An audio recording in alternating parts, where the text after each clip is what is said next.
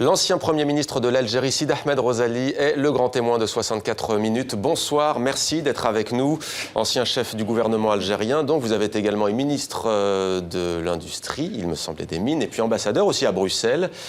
Merci d'être avec nous aujourd'hui dans 64 minutes sur TV5 Monde. Alors l'Algérie, Sidi Ahmed Rozali est aujourd'hui pour beaucoup un mystère.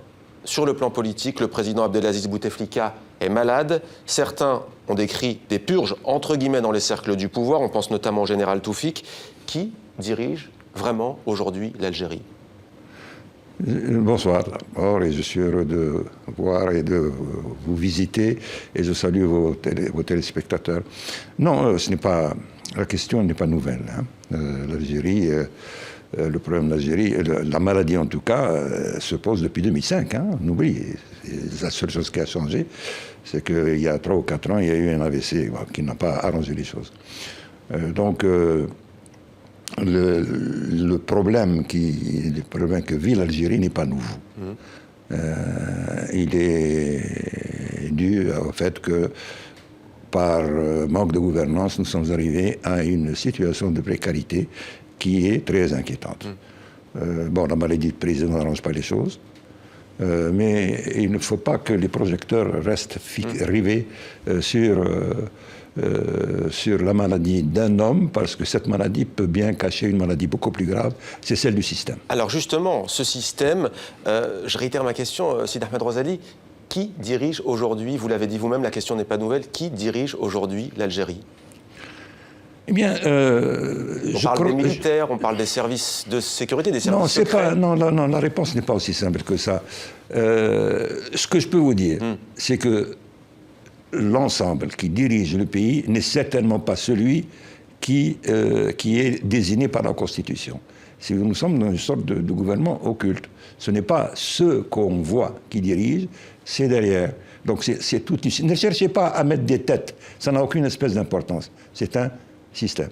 Et c'est un système qui n'est pas celui qui est désigné par la Constitution. Avec des généraux, avec des chefs de sécurité. Il n'y a pas que les généraux. L'armée, une grande partie de l'armée est elle-même dans la situation des civils. Il y a une oligarchie qui dirige, qui est mixte.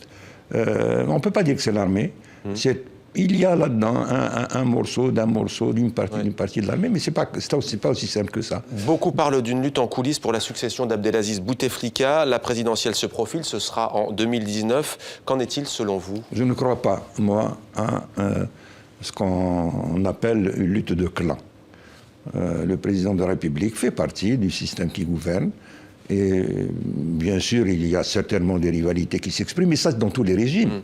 Dans tous les régimes, y compris dans les régimes démocratiques, vous avez en marge du pouvoir des rivalités, des fois violentes, mais ce n'est pas ça le problème. Le système est ce qu'il est, il n'a pas changé. Vous parlez de purge, moi je ne crois pas aux purges. Les gens qui ont été changés, c'est quoi? C'est combien? Mettons 20 responsables. 20 responsables sur 100 000, c'est pas beaucoup. Vous êtes opposant, Sidi Ahmed Rozali.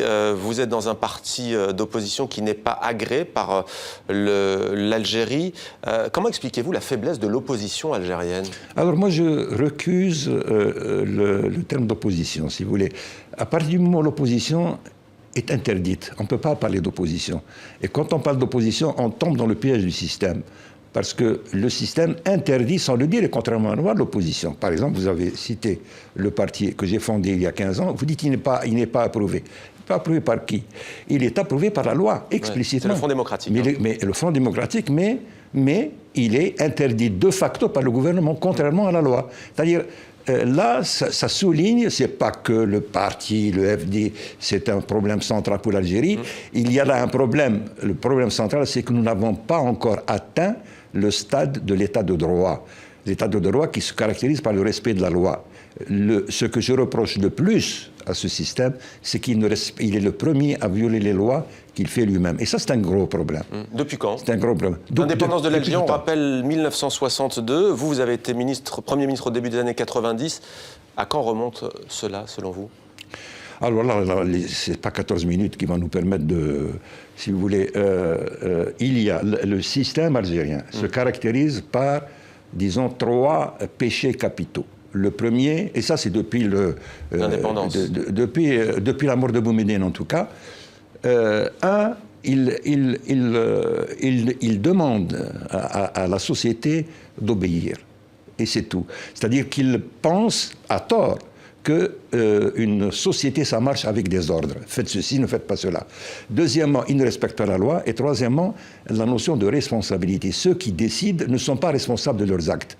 Et un système qui est basé sur ces trois péchés ne peut prendre que de mauvaises décisions. Certains en ajouteraient, pardon de vous couper, peut-être un quatrième. C'est un tabou. FLN, Front de Libération Nationale, parti indépendantiste, aujourd'hui grand parti en Algérie. En tous les cas, il existe, il est là. Est-ce qu'il faut changer de nom? Non, le FLN, mouvement de libération, c'est terminé depuis 1962. Mais depuis qu'il est devenu un parti de pouvoir, le FLN a perdu tout son prestige, sa capacité. Donc on ne peut pas dire que le FLN... Je veux dire, on est injuste envers le FLN en disant qu'il gouverne. Il ne gouverne pas. Il est entre les mains. C'est un acteur comme un autre, avec le même scénariste. Il exécute des ordres et puis c'est tout. Par conséquent, et le nom même du FLN est contraire à la loi, parce que la loi interdit à tout parti d'utiliser, disons, les sigles qui appartiennent à tout le monde. L'héritage. Vous avez été ministre de l'Énergie et des Industries pétrochimiques. Sonatrach, l'Algérie est affectée par l'effondrement des cours du pétrole. Ce système sur la rente pétrolière peut-il, selon vous, être déstabilisé? Certainement. Si vous me dites qu'est-ce qui m'inquiète moi le plus en tant que responsable, en tant qu'Algérien, simple citoyen, c'est que l'Algérie est en train de vivre, ou la société algérienne vit sur la base d'une richesse qu'elle n'a pas créée. Et ça, c'est très grave. 99% de nos ressources, de nos revenus, importations sont financés par le pétrole.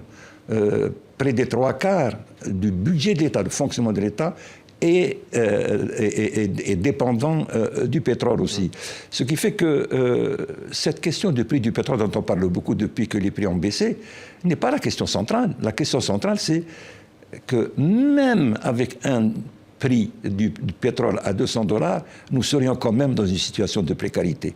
La baisse du prix du pétrole ne fait que enlever le rideau, le masque qui cachait cette cruelle réalité. Donc, l'Algérie est maintenant en danger permanent. Mais que craignez-vous? Je crains, par exemple, que quand l'État n'aura plus d'argent pour acheter la paix sociale à la petite semaine, quand il sera obligé de réduire drastiquement les importations, c'est-à-dire le train de vie de l'Algérie, et ce qu'il est en train de faire.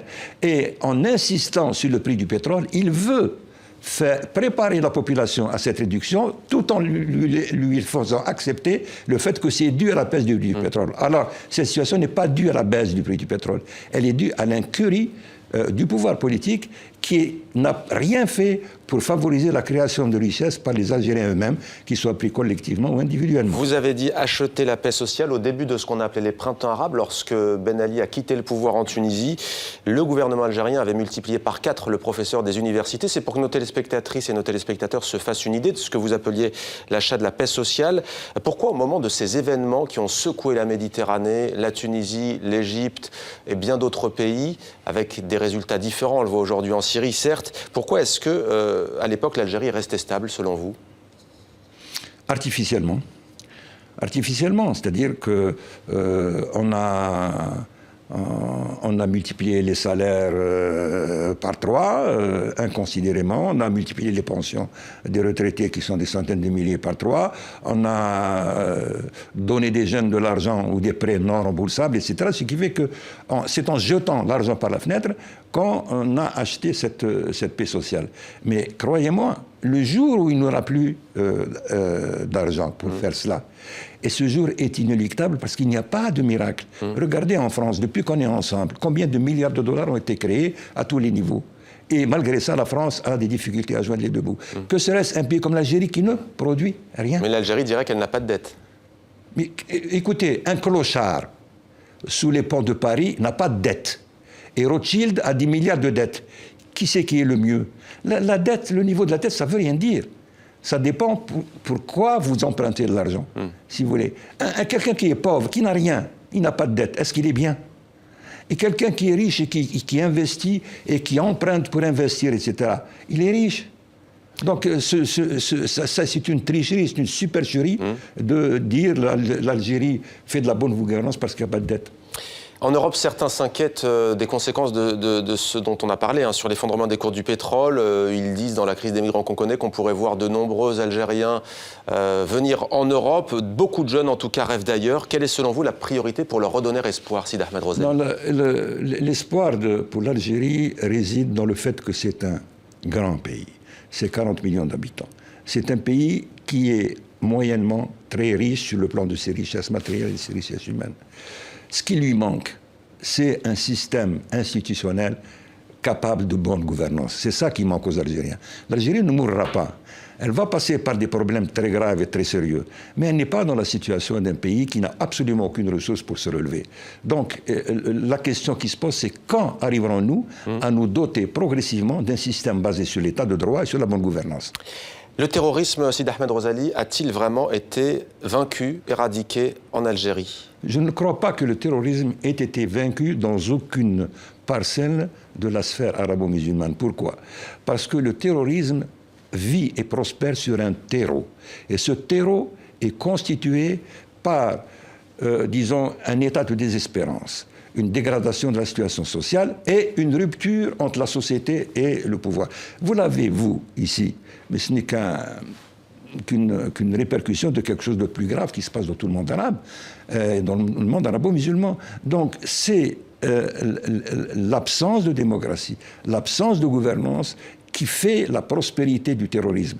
Et on ne résoudra jamais, il faut que les Occidentaux se mettent bien dans la tête, tant qu'ils resteront complaisants avec les despotismes locaux, il n'y aura pas de solution au problème du terrorisme. Les Algériens ont été, dans notre époque contemporaine, parmi les premières victimes du terrorisme. Quel a été, selon vous, l'effet de la décennie noire sur le système politique algérien?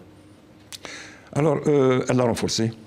Elle a renforcé, les Algériens gardent encore un souvenir cuisant de cette période. Et je le rappelle quand même, ce n'est pas pour polémiquer, mais il faut bien reconnaître que les services ont réglé ce problème sur le terrain, alors que l'Algérie était isolée diplomatiquement.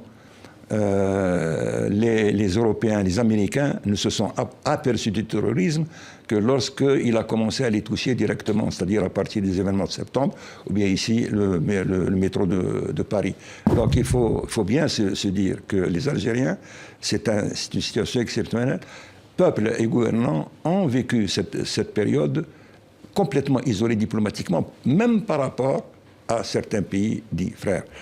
Mais nous n'avons pas résolu le problème parce que nous avons traité les symptômes du mal, pas le mal lui-même. Moi, je me souviens de la déclaration de feu Mohamed Al-Ammari, qui était le chef de l'armée algérienne, le chef d'état-major.